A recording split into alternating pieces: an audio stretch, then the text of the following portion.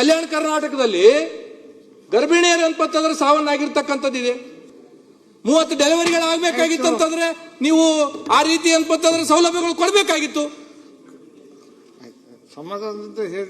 ಅಧ್ಯಕ್ಷರೇ, ಸಮಾಧಾನ ಅಂತ ತಿಳ್ಕೊಂಡ ದಯಮಾಡಿ ನಾನು ಹೇಳ್ತಕ್ಕಂಥದ್ದು ಉದ್ದೇಶ ಏನು ಅಂತಂದ್ರೆ, ಇವತ್ತು ನೀವೇನಾದ್ರೂ ಬಂದ್ ಮಾಡಿಬಿಟ್ರೆ ನಿಮ್ದು ಯಾವ್ದೋ ಟರ್ಮ್ಸ್ ಕಂಡೀಷನ್ಸ್ ಆರೋಗ್ಯ ಇಲಾಖೆದು ಏನಾದ್ರೂ ಇರ್ಬೋದು, ಇಲ್ಲ ಅಂತ ನಾನು ಹೇಳ್ತಾ ಇಲ್ಲ.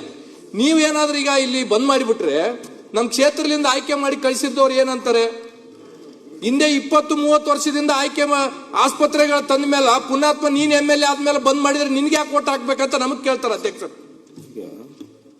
ಆಮೇಲೆ ನೀವು MBBS ಗಳನ್ನ ಡಾಕ್ಟರ್ಸ್ ಗಳನ್ನ ಇವತ್ತು CSಗೆ ಹೋಗಿ ತಾಲೂಕು ಆಸ್ಪತ್ರೆಗಳಿಗೆ ಕೊಡ್ಬೇಕಂತ ತಿಳ್ಕೊಂಡು ಹೇಳ್ತೀರಿ. ಇಡೀ ಗುರುಮಿಟ್ಕಲ್ ಮತಕ್ಷೇತ್ರದಾಗ ಒಂದು ತಾಲೂಕು ಆಸ್ಪತ್ರೆ ಇಲ್ಲ.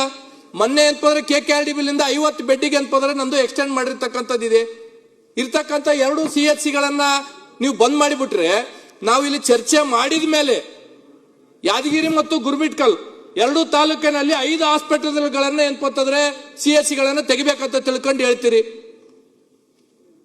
ಇವತ್ತು ನೀವು MBBS ಡಾಕ್ಟರ್ಗಳನ್ನ ಎಕ್ಸ್ಪರ್ಟ್ಗಳನ್ನ ಬಿಟ್ಟು MBBS ಡಾಕ್ಟರ್ಗಳನ್ನ ನೀವು ಕೊಟ್ಟರೆ ನಾಳೆ 6 ತಿಂಗಳಾದ್ಮೇಲೆ ಅನ್ಕೋತಾರ ಅವ್ರ ಸರ್ವಿಸ್ ಮುಗಿದ್ಮೇಲೆ ಏನ್ ಮಾಡ್ಬೇಕು ನಾವು? ಇವತ್ತು ಕಲ್ಯಾಣ ಕರ್ನಾಟಕದಲ್ಲಿ ಗರ್ಭಿಣಿಯರು ಅನ್ಪತ್ತಂದ್ರೆ ಸಾವನ್ನಾಗಿರ್ತಕ್ಕಂಥದ್ದಿದೆ. ಇವತ್ತು ಕಲ್ಯಾಣ ಕರ್ನಾಟಕದ ಭಾಗದಲ್ಲಿ ಇವತ್ತು ನಮ್ಗೆ ಆರೋಗ್ಯದ ಬಗ್ಗೆ ನಮ್ಗೆ ಅರಿವಿಲ್ಲ ಇರ್ತಕ್ಕಂಥದ್ದಿದೆ. ನಾವ್ ಎಷ್ಟೋ ಜನ ಏನ್ಪತ್ತಂದ್ರೆ ಇಲ್ಲಿ ಬೇರೆ ಬೇರೆ ಊರುಗಳಿಗೆ ಅನ್ಪತ್ತಂದ್ರೆ ದುಡಿಯಕ್ಕೆ ಹೋಗ್ತಕ್ಕಂಥವ್ರು ಇದ್ದೀವಿ. ಚಲೋ ಆಸ್ಪತ್ರೆಗಳು ಇದ್ರು ಸಹ ಏನಪ್ಪಂದ್ರೆ ನಾವು 3 ದಿನ ಆದ್ರೆ ಆಸ್ಪತ್ರೆಗಳಿಗೆ ನಾವು ಹೋಗಂಗಿಲ್ಲ. ಗ್ರಾಮೀಣ ಪ್ರದೇಶದಾಗ ಇರ್ತಕ್ಕಂಥ ನೀವು ಹಾಸ್ಪಿಟಲ್ಗಳನ್ನ ತೆಗೆದು ಗುರುಮಿಟ್ಕಲ್ಗೆ ಹೋಗಂತಂದ್ರೆ ಯಾರು ಹೋಗ್ತಾರೆ ಆಸ್ಪತ್ರೆಗಳಿಗೆ? CHCಗಳದಾಗ 30 ಡೆಲಿವರಿಗಳು ಇರ್ಬೇಕಂತ ತಿಳ್ಕೊಂಡು ಹೇಳ್ತೀರಿ.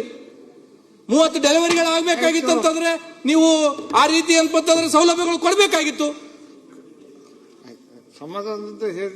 ಅಧ್ಯಕ್ಷರೇ, ಸಮಾಧಾನ ಅಂತ ತಿಳ್ಕೊಂಡ ದಯಮಾಡಿ ನಾನು ಹೇಳ್ತಕ್ಕಂಥದ್ದು ಉದ್ದೇಶ ಏನು ಅಂತಂದ್ರೆ, ನಮಗ ಆಯ್ಕೆ ಮಾಡಿ ಕಳಿಸಿರ್ತಕ್ಕಂಥ ನಾನು ಒಂದನ್ನು ಹೇಳ್ತೀನಿ ಅಧ್ಯಕ್ಷರೇ, ನೀವು ಸೋಮವಾರ ದಿನ ಬೇಕಿದ್ರೆ ವೋಟಿಂಗ್ ಹಾಕ್ಬಿಡ್ರಿ ಸದನದಾಗ.